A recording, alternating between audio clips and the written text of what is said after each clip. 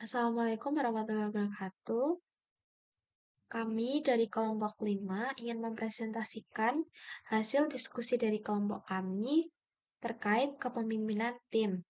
Dengan saya sendiri, Renata Eka Putri, NPM 2320422, dan teman saya, Betaria Aurora Yusman, NPM 2323398, Maya Arsita, NPM 2320402, Feni Fandila, NBM 2320406, Agustina Agnes Marcella, NPM 2320414, Eka Aprilia Indah Prasasti, 2320416. Selanjutnya, yang pertama mengenai pengertian kepemimpinan tim. Menurut House Peter G., kepemimpinan dalam tim kerja organisasi menjadi salah satu bidang teori dan penelitian kepemimpinan yang paling populer dan berkembang dengan sangat cepat. Suatu tim adalah jenis khusus dari kelompok yang anggotanya saling bergantung, memiliki tujuan bersama, dan harus mengoordinasikan aktivitas mereka untuk mencapai tujuan tersebut. Baik, yang selanjutnya ada elemen tim. Yang pertama, clear evaluating goal. Karakteristik utama sebuah tim yang efektif memiliki tujuan yang jelas dan juga menginspirasi. Lalu yang kedua ada result driven structure yang merupakan struktur tim yang berorientasi pada hasil. Lalu yang ketiga ada competent team member, memiliki tim yang berkompeten dan juga keterampilan yang tepat. Lalu yang keempat ada unified commitment, yaitu berkomitmen terhadap tim, rasa memiliki dan juga loyalitas terhadap tim. Lalu yang kelima ada collaborative climate, yaitu saling mendukung dan bekerja sama. Lalu yang keenam ada standards of excellence, yaitu standar kinerja tinggi yang disepakati bersama.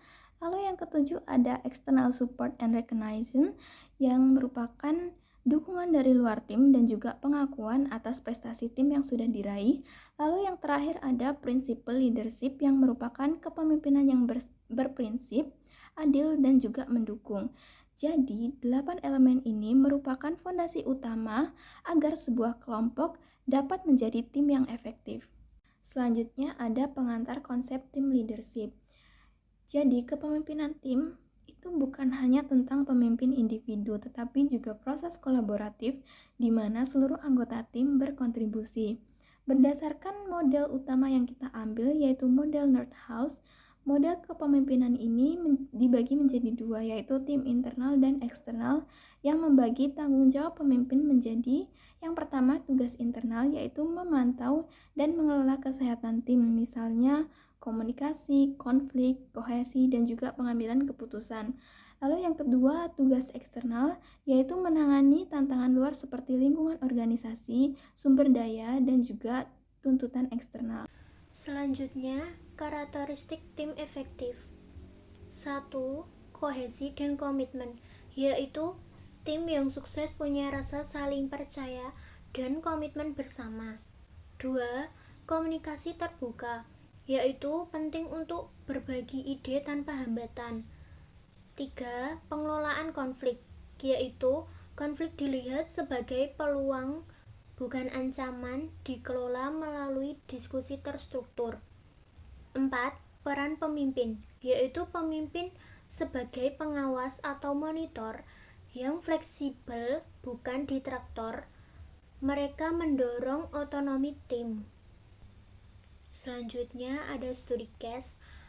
Perusahaan Horizon Post Office yang berada di Inggris mengalami kegagalan kepemimpinan dan tata kelola perusahaan yang cukup serius dan menyebabkan ratusan sub kepala pos dihukum secara tidak adil. Penyelidikan publik yang sedang berlangsung telah mengungkap adanya budaya organisasi yang beracun dan manajemen yang bersifat lemah dan arogan. Oke, jadi ada beberapa permasalahan yang ditemukan di perusahaan ini. Yang pertama itu ada budaya organisasinya yang buruk, yang dimana penyelidikan itu menemukan bahwa budaya di post office dan tim manajemennya cenderung menyalahkan sub kepala pos atas kekurangan akuntansi, yang sebenarnya hal ini itu disebabkan oleh kesalahan dalam sistem TI Horizon milik Fujitsu. Terus kesalahan yang kedua itu ada kurangnya akuntabilitas perusahaan. Dalam hal ini, para pemimpin dan eksekutif post office dituduh mengabaikan peringatan dini tentang potensi cacat sistem Horizon yang sudah ada sejak awal tahun 2000-an. Lalu yang berikutnya itu ada manajemen yang menghalangi. Dalam hal ini, post office dituduh menghalangi kemajuan investigasi independen seperti yang dilakukan oleh Second Sight pada tahun 2015. Ketika investigasi tersebut semakin mendekati kebenaran tentang kesalahan sistem. Berikutnya, ada pengunduran diri dan pemecatan, yang dimana skandal ini telah menyebabkan perubahan signifikan dalam. Yang selanjutnya ada penyelesaian. Yang pertama, penyelesaian dengan melalui tindakan internal. Yang pertama yaitu fokus pada tugas. Yang kedua, memfasilitasi pengambilan keputusan. Yang ketiga, menjelaskan peran dan tujuan tim. Yang keempat, mengatur alur kerja dan prioritas. Yang kelima, memonitor kinerja tim. Dan yang terakhir, mengklarifikasi masalah dan memberikan solusi. Selanjutnya, ada penyelesaian melalui tindakan eksternal. Yang pertama yaitu mengakses sumber daya seperti alat, dana, dan informasi. Yang kedua, membangun hubungan dengan pihak luar atau manajemen. Yang ketiga, mengadvokasi kepentingan tim ke organisasi.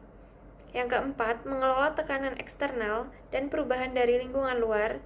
Dan yang kelima, memantau kompetisi atau dinamika organisasi.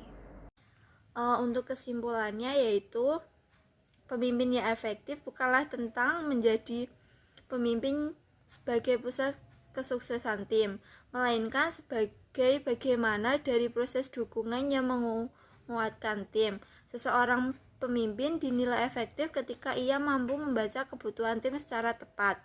Pemimpin juga harus memiliki fleksibilitas dalam menjalankan perannya. Ketika tim menghadapi masalah internal, pemimpin perlu hadir lebih dekat dan masuk ke dalam tim untuk membantu menyelesaikan persoalan. Namun ketika tantangan berasal dari lingkungan eksternal, pemimpin harus bergerak keluar untuk melindungi, mengarahkan, dan memastikan tim tetap mampu beradaptasi. Pada akhirnya, keputusan yang diambil pemimpin harus berorientasi pada apa yang paling dibutuhkan tim pada saat itu. Dengan demikianlah, pemimpin menjadi proses yang responsif, adaptif, dan berfokus pada keberhasilan bersama. Sekian presentasi dari kami. Terima kasih.